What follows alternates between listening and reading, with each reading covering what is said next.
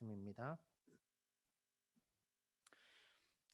시편 4편 1절부터 8절 말씀 교독하면서 함께 읽도록 하겠습니다. 내 의의 하나님이여, 내가 부를 때에 응답하소서. 곤란 중에 나를 너그럽게 하셨사오니 내게 은혜를 베푸사 나의 기도를 들으소서.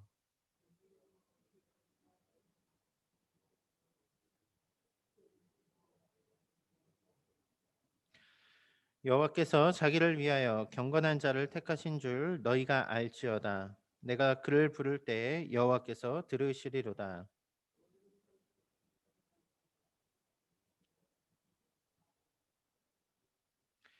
의의 제사를 드리고 여호와를 의지할지어다.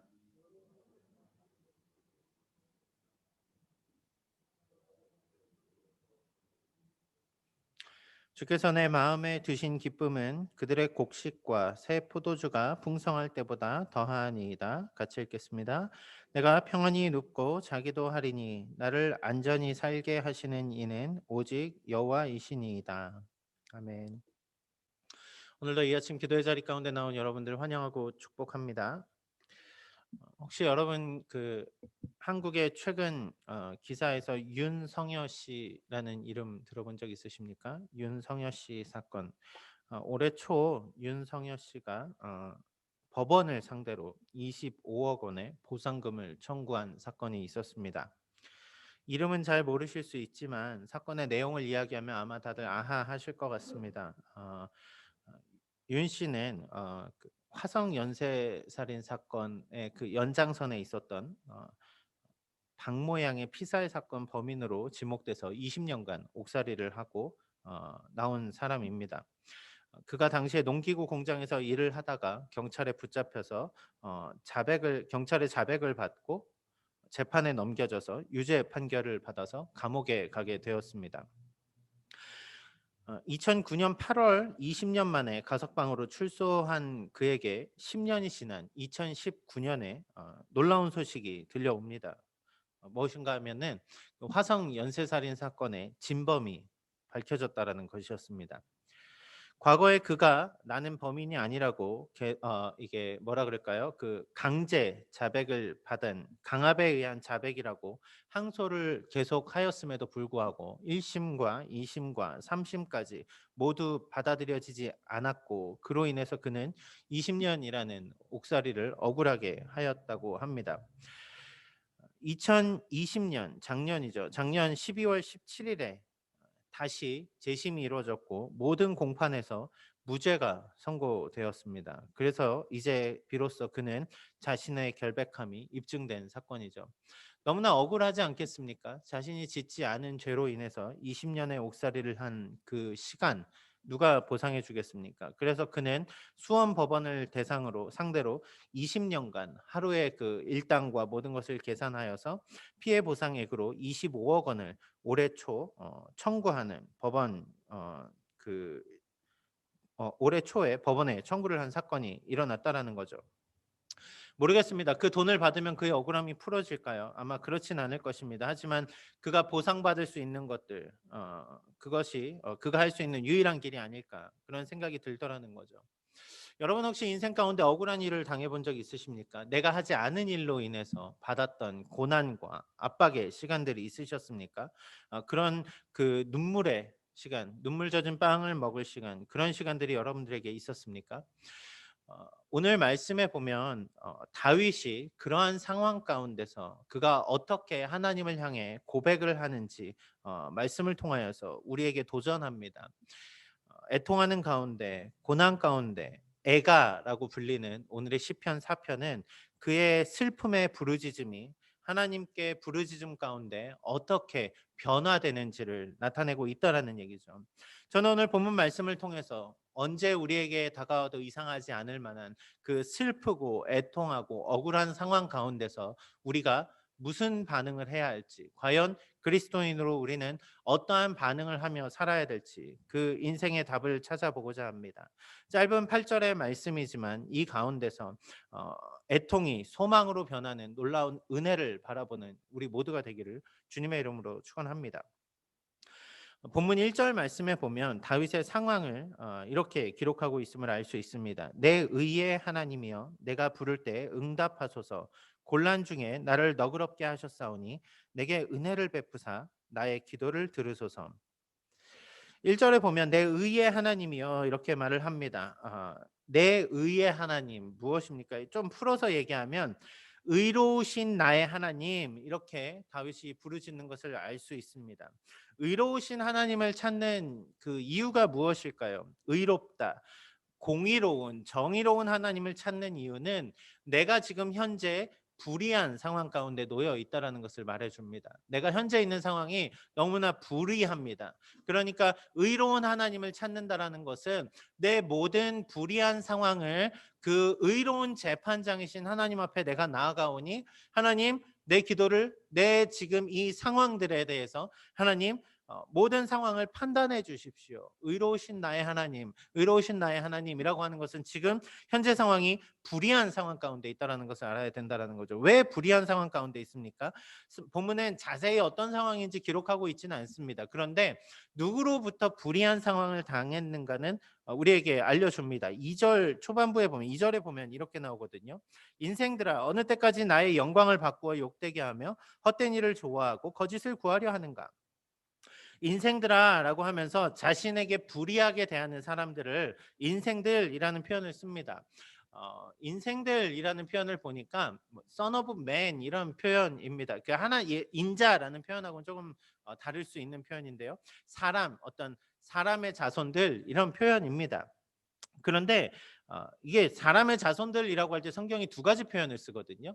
사람의 자손들 혹은 남자의 자손들 이런 표현으로 쓰는데요. 본문에 보면 남자의 자손들이라는 표현을 씁니다. 이게 뭐가 다르냐면요. 어, 남자의 자손들 오늘 본문에 나온 이 말씀은 시편 49편 2절에 보면 빈부귀천이라는 표현을 할 때 부유한 사람들이라는 표현에서 같이 쓰이는 말입니다. 그러니까 여기 인생들아라고 하는 것은 그냥 불특정 다수를 말하는 게 아니라 조금 더 힘을 가진 누군가, 좀 더 특별한 누군가를 말하고 있다라는 얘기죠. 다윗의 대적은 힘을 가진 자들이었습니다. 다윗의 대적은 그 영광을 바꾸어서 다윗을 욕되게 만드는 사람들이었습니다. 다윗을 공격해 들어옵니다. 뭔가 힘을 가지고 있기에 그들이 세력을 결집하고 다윗을 정죄하고 거짓말로 그를 괴롭힙니다. 어려운 상황 속에 있기 때문에 다윗은 그 모든 상황 가운데 다시 1절이요. 내 의의 하나님이여 라고 하면서 하나님을 찾고 부르짖고 있더라는 얘기죠. 하나님께 부르짖는 그 다윗의 모습들이 1절에 어떻게 기록되는지 아십니까? 아주 간절하게 기록이 됩니다. 4개의 동사가 사용되는데요. 이런 겁니다. 내가 부를 때 응답하소서. 무엇입니까? 하나님 내가 지금 너무 힘듭니다. 내가 지금 주님께 부르짖을 때 하나님 내 기도를 들어주십시오. 내 기도에 반응해 주십시오. 하나님 응답해 주십시오라고 하면서 하나님께 지금 간청을 하고 있죠. 그런데 그 다음에 나오는 말이 뭡니까? 곤란 중에 나를 너그럽게 하셨사오니 너그럽게 하셨사오니 너그럽게 하십시오라는 표현인데요. 너그럽게 하다 이 표현이 보니까 좁은 골목 앞이 막힌 골목에서 확 트인 평야로 나아가다 이런 뉘앙스의 말이라는 거죠. 무엇입니까? 지금 답이 없는 거예요. 지금 너무 힘든데 나를 너그럽게 하십시오라는 얘기는 나를 그 구원의 넓은 길로 인도하십시오라는 표현이라는 거죠. 나에게 구원의 은혜를 베풀어 주십시오라고 기도하는 것입니다. 더 나아가서요. 똑같은 말이죠. 은혜를 베풀어 주시옵소서. 은혜를 베푸시옵소서. 여러분 은혜를 언제 찾게 되는지 아십니까? 여러분들 간절히 기도할 때 하나님의 은혜를 찾아야만 하는 유일한 상황은 언제냐면 내 혼자 힘으로 이 문제를 넘어설 수 없을 때 우리는 은혜를 구합니다. 왜요? 내가 할 수 있는 일들은 내가 열심히 하면 돼요. 그런데 내 스스로 할 수 없는 일 무엇입니까? 나로서는 도저히 답이 없는 그 상황이기 때문에 하나님의 은혜 아니고서는 답이 없는 거예요. 그러니까 하나님 내가 은혜를 필요로 합니다. 은혜 없으면 살 수 없습니다. 끝으로 한 번 더 그는 그의 기도하는 가운데 하나님께 제발 들어달라고 부탁을 하는 거죠. 하나님 응답하시옵소서. 나를 너그럽게 하시옵소서. 은혜를 베푸시옵소서. 내 기도를 들으시옵소서. 짧은 한 절의 이 말씀 동안 다윗이 얼마나 불의한 상황 가운데 억울하고 힘들고 지치고 그가 다 소진되어 버렸는지 우리는 알 수 있겠다는 얘기죠. 여러분 다윗의 상황은 앞서 말씀드린 것처럼 정확히 어떤 상황인지는 알 수 없습니다. 정확히 어떤 상황인지 알 수 없지만 그는 하나님의 도우심 없이는 살 수 없는 아주 절박한 상황 가운데서 하나님께 간구하고 있더란 얘기죠. 1절 말씀을 보면서 여러분 무엇을 보게 됩니까? 여러분 우리의 문제 가운데 우리의 반응은 어떠한가? 저는 그것을 생각해 보게 됩니다. 긴급한 상황 가운데 우리는 가장 먼저 실은 어떤 것을 하냐면 이 문제가 왜 생겼는지 문제를 자꾸 분석을 하려고 합니다. 문제가 터지면은 이 문제가 무엇 때문에 누구의 잘못 때문에 내 잘못인지 아닌지 뭐가 문제였는지 환경의 문제인지 뭔지 우리는 분석을 하려고 합니다. 두 번째요. 문제를 보면은 우리는 스스로 막 할 수 있는 해결책들을 찾는 거죠.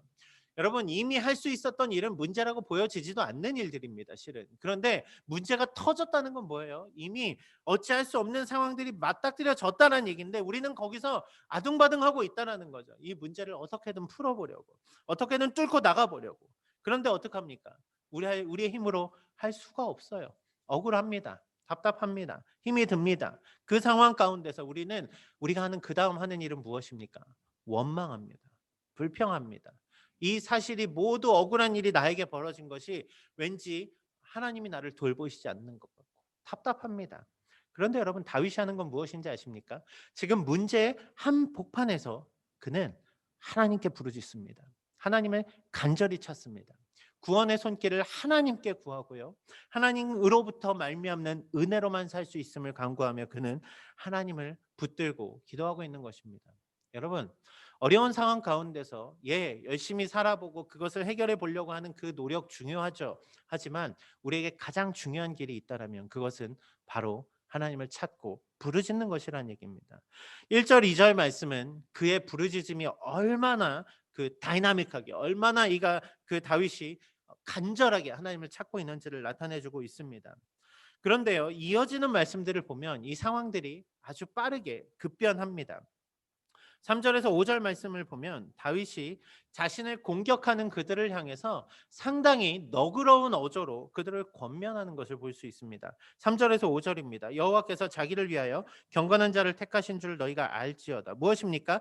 나 스스로가 하나님의 택함을 입은 자임을 너희는 깨달아 알라는 얘기죠. 그러면서 이렇게 얘기합니다. 내가 그를 부를 때 여호와께서 들으시리로다. 지금 나의 기도하는 가운데 하나님이 분명히 들으실 것입니다. 그러니까 다윗이 하는 얘기는 무엇입니까? 너희는 떨며 범죄하지 말지어다.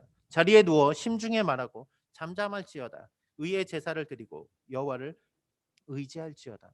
지금 자신의 대적들을 저주하거나 그들에게 너희 사탄의 자식들아 이런 식으로 말하지 않고요. 나는 하나님께 택함을 받은 하나님의 사람이다. 너희는 이 사실을 안다라면 나의 기도 가운데 응답하실 하나님께로 돌아오라고 말하는 얘기입니다. 여기 5절 말씀에 보면 의의 제사를 드리고라고 이야기를 합니다.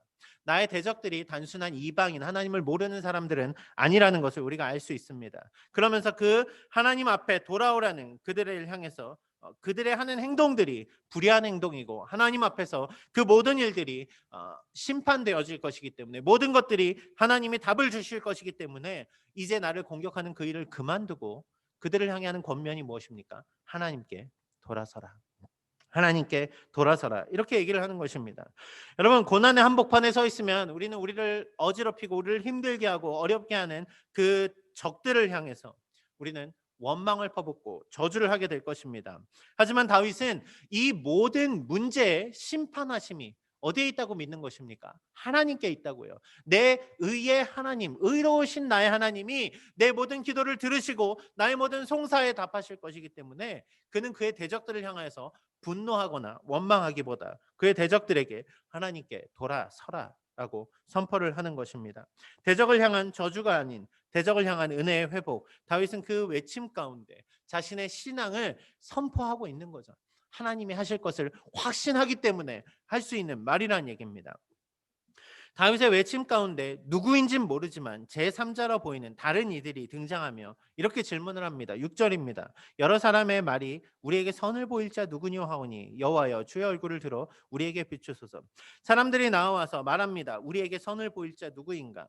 자, 우리에게 선을 보여주십시오라는 애청을 하는 것이죠. 주의 얼굴을 비추어 주십시오. 이 고백이 끝난과 동시에 다윗은 이 싸움이 끝나지 않았습니다. 이 싸움의 한복판에 있습니다. 지금 이 억울한 상황이 한복판에 있는데 그가 이렇게 고백을 합니다. 그의 신앙 고백 7절 8절 말씀인데요. 같이 한번 읽어보겠습니다. 7절 8절입니다. 주께서 내 마음에 두신 기쁨은 그들의 곡식과 새 포도주가 풍성할 때보다 더하니이다. 내가 평안히 눕고 자기도 하리니 나를 안전히 살게 하시는 이는 오직 여호와시니이다. 다윗은 하나님이 신뢰하는 것이 무엇인지 우리에게 보여줍니다. 하나님을 신뢰하는 것이 어떤 의미인지를 그의 찬양을 통해서 고백합니다. 응답하실 하나님, 그 하나님을 보며 그가 하는 말이 무엇입니까? 기쁨을 두셨다라고 말을 합니다. 기쁨을 두셨다. 여러분 여기 보면 그들의 곡식과 새 포도주가 풍성하다라는 것은 나의 대적들이 지금 상황이 어때요? 그들의 삶이 뭔가 남들과 비교했을 때 비교급 이상의 뭔가의 풍성함이 그들에게 있습니다. 배가 아플 수 있죠. 억울할 수 있습니다. 그런데 다윗은 대적이 누리는 그 모든 것들을 비교급으로 얘기를 합니다. 비교급으로. 그 풍성함. 그런데 자신이 가진 기쁨은 그 비교급보다 훨씬 높은 표현입니다. 그것과 비교할 수 없는 기쁨이 내 안에 있다라고 고백을 하는 것입니다. 하나님을 의지할 때 그가 한 첫 번째 고백은 지금 이 모든 상황 가운데 나의 대적이 누리는 모든 그 어드밴티지 그런 것들보다 내게 지금 더 큰 기쁨이 회복되었다라고 다윗은 선포하고 있는 것입니다. 여러분 앞서 4절에 보면 대적들이 누워서 심중에 이르기를 이런 표현들이 나오죠. 그런데 다윗은 지금 어려운 상황 가운데 있음에도 불구하고 그가 평안히 눕고 자기도 할 것이다 라고 말을 합니다. 나는 평안히 눕고 자기도 하리니. 나의 대적들은 침상에서 어찌할까 고민하고 있는 그 상황이지만 나는 어떻습니까? 지금 피해의 한복판 어떤 그 고난의 한가운데 있음에도 불구하고 내가 하나님께 부르짖었더니 나는 오늘의 이 시간 평안히 눕고 자기도 한다라고 말을 합니다. 샬롬의 평안이 그의 안에 있습니다. 더 나아가서요. 그가 왜 이러한 기쁨 이상의 기쁨을 누리고 평안함 이상의 그 위기를 넘어서는 가운데서도 안전함을 느낄 수 있습니까? 왜요? 그는 이렇게 고백하는 거죠. 나를 안전히 살게 하시는 이 그 하나님 여호와께서 나와 함께 하시기 때문입니다. 라고 고백을 하는 것입니다. 시편 4편은 애가로 일반적으로 애가라고 구분되어진 시입니다. 하지만 그 슬픔이 1절에서 얼마나 답답하게 나옵니까? 갑갑하게 나옵니까? 다윗의 상황이 1절 가운데 보면 너무나 눈물 없이는 지금 이 상황을 버틸 수 없는 그래서 하나님께 부르짖는 상황이 나오는데 여기 이 짧은 7절 8절의 고백으로 넘어오면서 그의 신앙 고백이 어떻게 바뀝니까? 부르짖음 가운데 비교할 수 없는 기쁨으로 바뀌더라는 얘기입니다. 부르짖음 가운데 평안함으로 바뀌더라는 얘기입니다. 하나님께 간절히 부르짖는 가운데 그는 나를 안전하게 지키실 내가 안전하게 거할 그 하나님의 품 안에 있음을 믿음으로 선포하게 되었다는 얘기입니다. 여러분 이 상황이 변하지 않았어요. 분명한 것은 다윗의 이 짧은 시 가운데 그는 자신의 심경을 하나님 앞에 토로하지 않으면 쏟아내지 않으면 안 될 정도로 갑갑한 상황이었지만 하나님께 쏟아낸 그 순간 아주 짧은 순간 그의 모든 고백이 기쁨으로 바뀝니다. 여러분 이것이 하나님을 찾고 구하는 자들의 축복이라는 말입니다. 어려움 가운데 하나님을 붙드는 자들의 그 답이 여기 있다는 얘기입니다. 왜요? 우리를 안전하게 거하시는 하나님, 우리에게 기쁨이 되시는 하나님, 우리에게 그 평안을 주시는 하나님이 우리와 함께 하시는 그 하나님이시기 때문에 그렇습니다. 말씀을 정리하겠습니다. 앞서서 저는 억울한 상황 가운데 놓였던 윤 씨의 이야기를 여러분들에게 들려드렸습니다. 여러분 얼마나 억울했을까요? 자신이 짓지 않은 죄로 인해서 20년이라는 인생을 허비한 그 마음이 어땠을 것 같습니까? 아무리 항소를 해도 답이 없고 결국 죄로 형이 확정되었을 때 그는 무엇을 의지해야 했을까요? 전 모르겠습니다. 그가 그리스도인인지 아닌지는 모르겠습니다. 하지만 제가 이 사건을 찾아본 이유는 이 억울함, 이 분노의 상황들 가운데 우리는 어찌해야 될까? 여러분 세상의 법정도 판단해 주지 못하는 이 억울한 상황 가운데 어떻게 해야 되겠습니까? 그는 이 억울함을 보상받기 위해 싸움을 시작했습니다. 아마도 보상금을 받을 수 있겠죠. 하지만 그의 인생이 그 돈으로 보상이 정말 될까요? 여러분, 우리의 인생 가운데 이처럼 어려움들이 찾아왔을 때 우리가 혹여 보상을 받는다고 하여서 그것이 여러분들의 마음을 정말 치유를 해주는 사건이 될까요? 윤석열 씨가 당했던 억울함이나 고통과는 우리는 다른 부분의 고통과 억울함을 당할지 모르겠습니다. 하지만 분명 우리 스스로 경험할 그 아픔과 고난과 역경들이 우리 앞에 있을 것이란 얘기죠. 그 분노와 그 사람들로부터 받는 그 내가 누구도 의지할 수 없는 것 같은 그러한 상황들이 우리 앞에 분명히 다가올 것이란 말입니다. 여러분, 저는 그때 스스로 홀로 하는 외로운 싸움을 하라고 여러분들에게 권면하지 않겠습니다. 왜요? 오늘 말씀은 우리가 우리 홀로 싸우는 것이 아니라고 말하고 있기 때문에 그렇습니다. 오늘 본문이 말하는 것이 무엇입니까? 의의 하나님, 나의 의로우신 하나님, 그 하나님을 찾고 부르짖으라는 것 아닙니까? 여러분의 인생의 삶 속에서 고난이 다가올 때, 어려움이 찾아올 때, 분노가 우리의 마음을 흔들어 놓을 때, 주변 사람들로 인하여서 내가 너무나 억울하고 힘이 들 때, 여러분 하나님을 의지하시기 바랍니다. 모든 것을 알고 계시는 그 의로우신 재판장이신 하나님께 나아가시기 바랍니다. 오직 하나님께 간구하고 오직 하나님께 부르짖을 때 하나님은 오늘 이 다윗의 고백과 같이 우리의 삶 가운데 진정한 기쁨을 회복해 주실 것입니다. 진정한 샬롬을 주실 것입니다. 하나뿐인 아들 예수 그리스도까지 내어 주신 그 하나님이 우리를 위해 놀라운 구원의 섭리로 인도해 가실 것을 여러분 믿으시기 바랍니다. 오늘 다윗의 고백과 같이 믿음의 기도 가운데 문제를 하나님께 아뢰고 그 하나님이 주시는 응답을 구하며 오늘 이 문제로부터 벗어나서 진정한 하나님이 주시는 기쁨과 평안의 삶으로 여러분의 삶이 돌아서기를 소원합니다. 그 능력이 회복되기를 소원합니다. 오늘 이 새벽 우리가 간구하고 기도하는 가운데 하나님이 들으시는 그 기도 가운데 여러분들의 모든 마음이 회복되는 은혜 역사가 있기를 주님의 이름으로 축원합니다. 기도하겠습니다. 사랑하는 주님, 감사합니다. 오늘도 우리가 이 아침 하나님의 말씀을 마주하며 섭니다. 다윗의 고백을